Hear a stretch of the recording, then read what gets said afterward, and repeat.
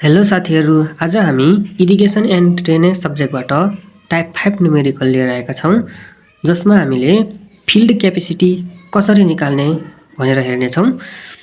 Field capacity निकाल्नको लागि साथीहरु हामीसँग एउटा फर्मुला रहेको छ। तपाईहरु स्क्रिनमा देखिराख्नु भएको छ होला।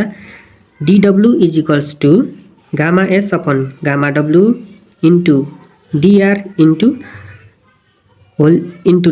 into FC minus OMC भनेर, जसमा dW भनेको depth of water, gamma S भनेको ड्राई डेन्सिटी अफ सोइल र गामा W भनेको डेन्सिटी अफ वाटर।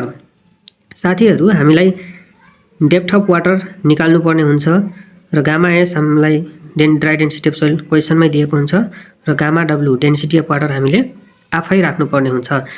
यदि तपाईहरुको गामा S ग्राम पर सेन्टिमिटर क्यूब मा दिएको छ भने ग्राम पर सेन्टिमिटर क्यूब भएको बेलामा के राख्ने त गामा W को भ्यालु 1 ग्राम पर सेन्टिमिटर क्यूब राख्ने। यो गामा को भ्यालु हो साथीहरु, गामा को भ्यालु 1 ग्राम पर सेन्टिमिटर क्यूब राख्ने यदि हामीलाई गामा पर सेन्टिमिटर क्यूब मा दिएको छ भने।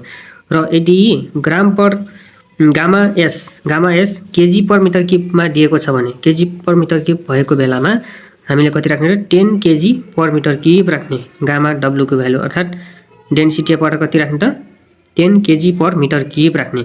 यदि dry density of soil KG मा दिएको छ भने, केजी पर मिटर क्यूब मा दिएको छ भने। त्यसैगरी डीआर भनेको डेप्थ अफ रुट जोन, यो पनि तपाईहरुलाई क्वेशनमै दिएको हुन्छ र ओएमसी भनेको अप्टिमम मोइस्चर कन्टेन्ट, एक्जाममा हामीलाई प्रेजेन्ट वाटर कन्टेन्ट भनेर पर्सेन्टेजमा दिएको हुन्छ, जसलाई 100 ले डिभाइड गरेर हामीले पर्सेन्टेज हटाउनु पर्छ साथीहरु। अब योसँग सम्बन्धित हामी एउटा न्युमेरिकल हेर्ने छौं साथीहरु। न्युमेरिकल यस प्रकार छ। एक्जामिनेसन 2073 रेगुलर ब्याकमा सोधिएको क्वेशन हो। क्वेशन नम्बर 2 को बी मा सोधिएको थियो। क्वेशन के छ भन्दाखेरि from the following data determine the field capacity of the soil भनेको छ। तलको दिएको डाटाबाट हामीले के निकाल्नु पर्ने छ त फिल्ड क्यापेसिटी डिटरमाइन गर्नुहोस् भनेको छ, जसमा डेप्थ अफ रुट जोन भनेर दिएको छ 1.5 metre, present water content 5%, dry density of soil 1.6 gram per centimetre cube दिएको छ, water apply to the soil 7000 metre cube, water loss due to evaporation भनेको 10% दिएको छ। Area of the plot 1 hectare हो साथीहरु। यो हेक्टर 1 हेक्टरमा कति हुन्छ त 10 टु पावर 4 मिटर स्क्वायर भनेर दिएको छ। अब हामीले सोलुसन भनेर गिवन डाटाहरु के छन् त पहिला गिवन डाटा लेख्ने। Depth of root zone 1. dr = कति छ त 1.5 मिटर, प्रेजेन्ट वाटर कन्टेन्ट अर्थात अप्टिमम मोइस्चर कन्टेन्ट ओएमसी कति छ त 5%, 5/100 गर्दा कति आउँछ 0.05। त्यसैगरी dry density of the soil gamma S कति दियो त 1.6 gram per centimetre cube, water applied to the soil volume of water कति हो, भोल्युमको वाटर अप्लाइड गरियो त कति दियो 7000 metre cube, water loss due to evaporation 10% दिएको छ। Area of the plot A = 10,000 metre square अर्थात 1 हेक्टर भनेर दिएको छ। यो क्वेशनमै दिएको छ, हामीले त्यो नोट गरेको। र नाउ अब हामीले के निकाल्नु पर्छ भने चाहिँ एक्चुअल अप्लाइड वाटर कति भयो त फिल्डमा एक्चुअल अप्लाइड वाटर कति गरियो त साथीहरु।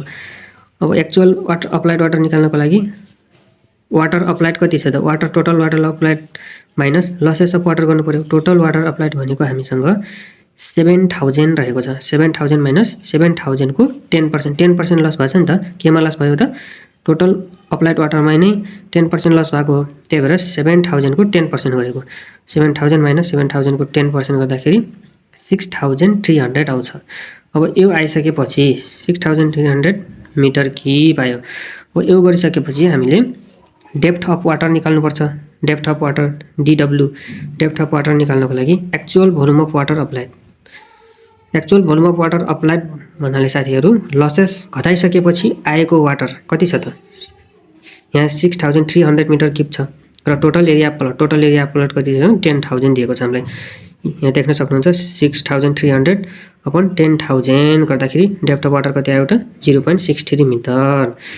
अब हामीले फर्स्टमा जुन हेरेका थियौं त्यही फर्मुला अप्लाई गर्छौं। यहाँ देख्न सक्नुहुन्छ then by formula dW = gamma S upon gamma W into dr FC minus OMC गरेको छ। यहाँ FC भनेको फिल्ड क्यापेसिटी हो। FC भनेको के हो त फिल्ड क्यापेसिटी।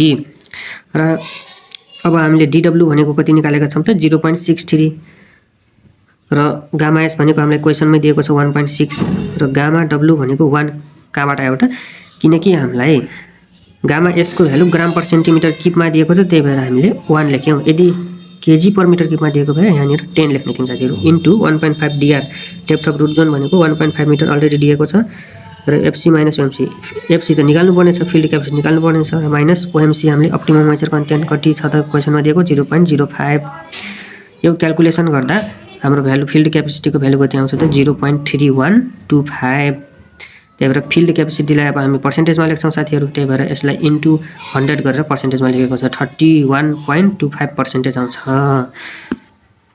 हस् त साथीहरु आजलाई भिडियो यति नै। यदि तपाईलाई भिडियो मन पर्यो भने लाइक कमेन्ट सब्स्क्राइब गर्न नबिर्सिनु होला।